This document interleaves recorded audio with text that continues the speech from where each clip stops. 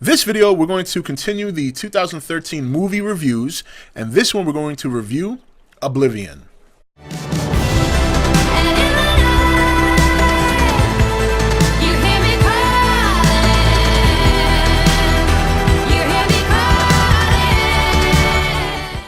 Okay guys, welcome back. So Oblivion, a movie that unfortunately at the box office got trashed. A lot of people didn't like the movie. A lot of people trashed it.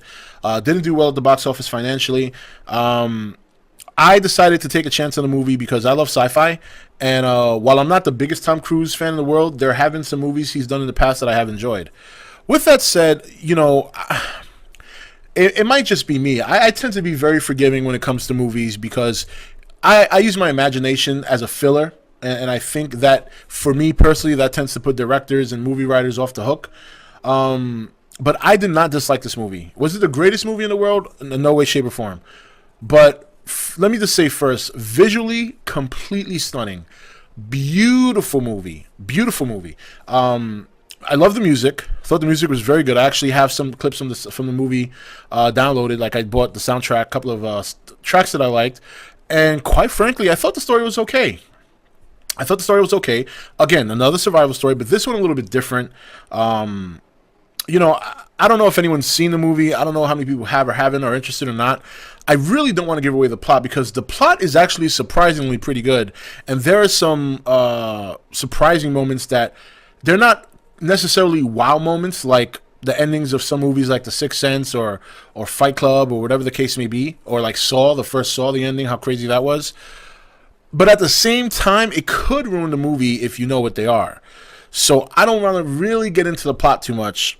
What I suggest is, if you haven't seen the movie and you think it's trash, like just based on what you hear, you haven't seen it, but you think, I don't want to see it, it's a trash movie, give it a chance. I think it might take you by surprise. I really think that all the hate that Tom Cruise gets now that he never used to because of his wacko ways had a more of an effect on this movie.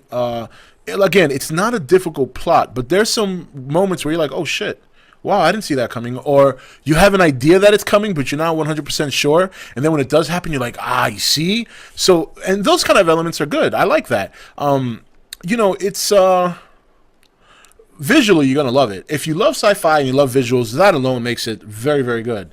But again, the story was pretty good. I didn't think it was as bad as people said it was. I've seen worse.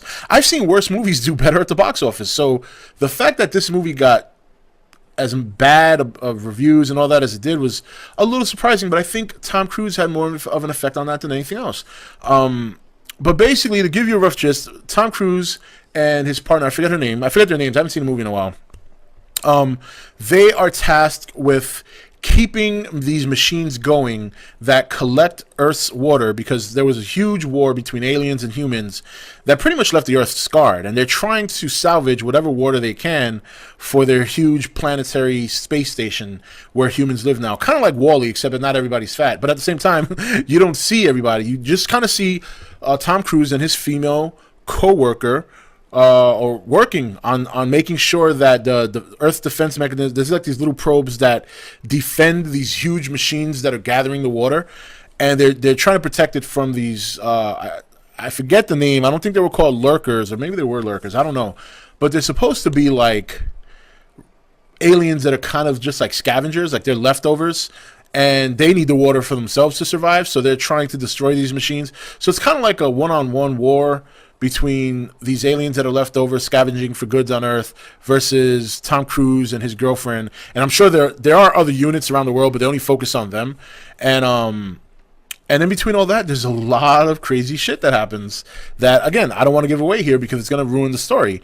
Whether or not you think the story is any good, that's up to you. And anyone who did see the movie, who knows exactly what happens, please do not spoil it in the comments. Do not spoil it in the comments.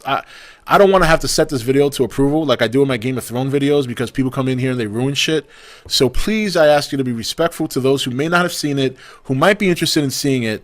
Don't blow it in the comments. I'm pretty quick to react. So if you make a comment, you're just going to waste typing because I'll probably get it taken down within 2 minutes. So just don't ruin it. I'm trying to tell it in such a way that doesn't ruin it for anyone who might want to see the movie. So, but look, overall, it's not as bad as people touted it. if you're a genuine sci-fi fan, even if you like some cheesy sci-fi, and I'm not saying this is cheesy, but if you can tolerate cheesy, you'll enjoy this movie. I thought it was good. It's not super action-packed. There are some pretty laggy moments, but for the most part, it's enjoyable. You got Tom Cruise, Morgan Freeman, Nikolai Coster-Waldau, I think you pronounce his name. He's the guy who plays Jaime Lannister in Game of Thrones. A good movie. A good movie. Again, I really can't say much, because if there's a chance that somebody hasn't seen it and they do see it, I don't want to ruin it for you, because there are some parts where you're like, oh shit, that are very important for the plot. So I don't want to ruin that. But I'll tell you this much: give the movie a chance. It's not as bad as people were making it out to be. It really isn't. It's got a really great soundtrack. It's got, I'm talking gorgeous visuals, top notch. I thought it was great, and just go check it out. I really can't say much because I don't want to ruin the plot for anybody. So go check it out, give it a chance. Maybe it's on Netflix for like a couple of bucks. Just we tend to shit on money every now and then. So what's blowing $3 or $4 on a movie? Just rent it and watch it. Anyway, guys, that's it for this review. I know I couldn't reveal much, but I really don't want to ruin it for anybody. But I enjoyed Oblivion. I thought it was a good movie. I don't know what all the fuss was about, but I think Tom Cruise, he just has that effect on movies now, like where before everybody used to love him. Now people really don't tolerate him much anymore. But look beyond that and go check out Oblivion. I think it's a good classic sci-fi flick that a lot of people who are diehard sci-fi people would enjoy. And that's it. I'll see you next video. Take it easy. Hey guys, welcome to Entertainment Talk Nation. I'm your host, Rob. This video, we're going to continue the 2013 movie reviews. And this one, we're going to review Oblivion.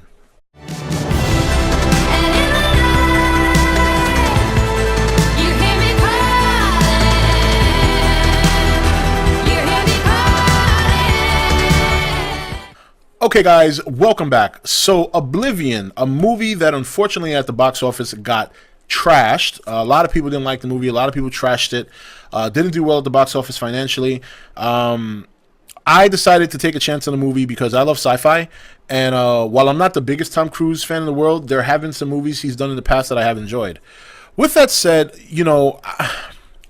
it might just be me. I tend to be very forgiving when it comes to movies because I use my imagination as a filler, and I think that